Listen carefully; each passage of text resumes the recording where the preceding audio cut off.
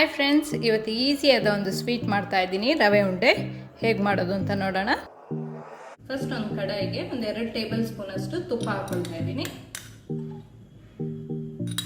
ತುಪ್ಪ ಎಲ್ಲ ಸ್ವಲ್ಪ ಬಿಸಿ ಆಗಲಿ. ತುಪ್ಪ ಎಲ್ಲ ಮೆಲ್ಟ್ ಆಗಿದೆ. ಈಗ ಗೋಡಂಬಿ ಮತ್ತೆ ಬಾದಾಮಿ ಸ್ವಲ್ಪ ಹಾಕೊಳ್ತಾ ಇದ್ದೀನಿ. ಹುರ್ಕೊಳ್ಳೋಣ. ಗೋಡಂಬಿ ಸ್ವಲ್ಪ ಫ್ರೈ ಆದಮೇಲೆ ಒಣ ದ್ರಾಕ್ಷಿ ಹಾಕೊಳ್ತಾ ಇದ್ದೀನಿ. ಹುರ್ಕೊಳ್ಳೋಣ. ಇದೆಲ್ಲ ಫ್ರೈ ಆಗಿದೆ, ತೆಗೆದಿಟ್ಕೊಳ್ಳೋಣ. ಇದೇ ಕಡಾಯಿಗೆ 1 ಕಪ್ ಅಷ್ಟು ರವೆ ಹಾಕೊಳ್ತಾ ಇದ್ದೀನಿ. ಇದು ಸಣ್ಣ ರವೆ, ಚಿರೋಟಿ ರವೆ ಇದೆಲ್ಲ ಅದನ್ನ ಹಾಕೊಂಡಿದ್ದೀನಿ.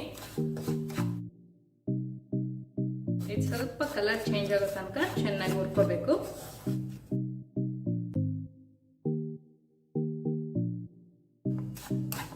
ಲೈಟಾಗಿ ಕಲರ್ ಚೇಂಜ್ ಆಗಬೇಕಾದ್ರೆ 1/2 ಕಪ್ ಅಷ್ಟು ಸಕ್ಕರೆನ ಪುಡಿ ಮಾಡ್ಕೊಂಡಿರೋದು. ಇದರಲ್ಲಿ ಒಂದು 2-3 ಏಲಕ್ಕಿನೂ ಹಾಕೊಂಡು ಪುಡಿ ಮಾಡ್ಕೊಂಡಿದ್ದೀನಿ. ನೀವು ಎಷ್ಟು ಸ್ವೀಟ್ ಬೇಕೋ ಅಷ್ಟು ನೋಡ್ಕೊಂಡು ಹಾಕೊಳ್ಳಿ.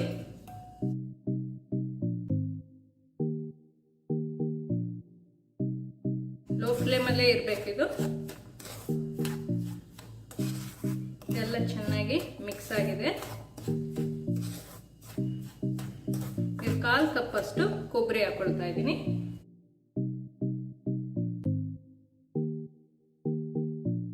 ನೀವು ಒಂದು 2 ದಿವಸದಲ್ಲೇ ಖಾಲಿ ಮಾಡೋದಾದ್ರೆ ತೆಂಗಿನಕಾಯಿ ತುರಿದಿರೋದು ಹಾಕೊಂಡ್ರು ಆಗುತ್ತೆ. ಕೊಬ್ಬರಿ ಹಾಕೊಂಡ್ರೆ ನಾವು ಒಂದು 15 ದಿವಸ ಎಲ್ಲ ಇಟ್ಕೊಬಹುದು. ಎಲ್ಲ ಚೆನ್ನಾಗಿ ಹುರಿದಿದ್ದಾಗಿದೆ. ಈ ಟೈಮಲ್ಲಿ ಬೇಕಾದ್ರೆ ಸ್ವಲ್ಪ ಒಂದು ಚಿಟಿಕೆ ಉಪ್ಪು ಬೇಕಾದ್ರೆ ಹಾಕೋಬಹುದು, ಸ್ವೀಟ್ ಎಲ್ಲ ಬ್ಯಾಲೆನ್ಸ್ ಆಗಲಿಕ್ಕೆ. ನಾನೊಂದು 1/2 ಕಪ್ ಅಷ್ಟು ಹಾಲನ್ನ ಹಾಕೊಳ್ತಾ ಇದ್ದೀನಿ. ಇದಕ್ಕೆ ಸ್ವಲ್ಪ ನಾನು ಕೇಸರಿ ಹಾಕೊಂಡಿದ್ದೀನಿ. ಇದು ಆಪ್ಷನಲ್, ಬೇಕಾದ್ರೆ ಹಾಕೊಳ್ಳಿ, ಇಲ್ಲಾಂದ್ರೆ ಬರೀ ಹಾಲು, ಬಿಸಿ ಹಾಲನ್ನ ಹಾಕೋಬೇಕು. ಒಂದು 1/2 ಕಪ್ಪು.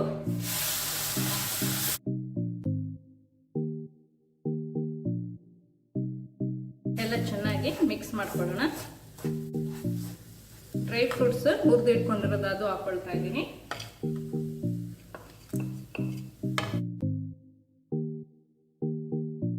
ಒಂದು 2 ನಿಮಿಷ ಇದನ್ನ ಹುರ್ಕೊಳ್ಳೋಣ.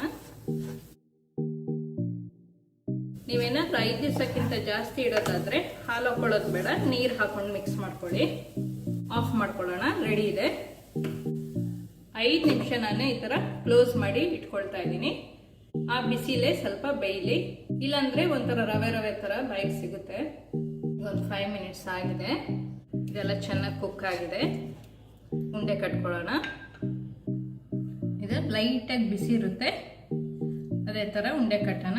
ಎಷ್ಟು ದಪ್ಪ ಬೇಕು ಅಷ್ಟು ನೋಡಿಕೊಂಡು ಉಂಡೆ ಮಾಡ್ಕೊಬೇಕು. ನಾನೊಂದು ಮೀಡಿಯಂ ಸೈಜ್ ಮಾಡ್ಕೊಳ್ತಾ ಇದ್ದೀನಿ.